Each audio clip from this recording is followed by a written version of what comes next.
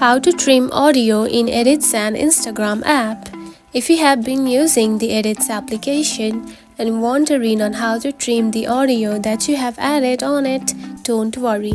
In this video, I will show you how to do it, so let's get started. First of all, open the application, just like this. After opening it, tap onto this button right here at the bottom, select it.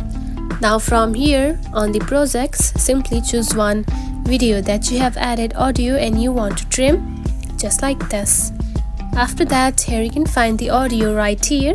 Now tap on it, just like this. Now to trim this, simply tap on to split button right here. Now again scroll to your right or left and adjust the position just like this and tap on to split once again. Now tap on to that clip where you want to trim and then tap on to delete. Now you can see the audio is now trimmed. You can also trim the audio by tapping onto this arrow button right here and adjusting it just like this. And that's it.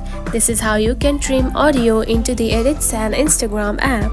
If you found this video helpful, don't forget to like and subscribe for more tips. Thanks for watching.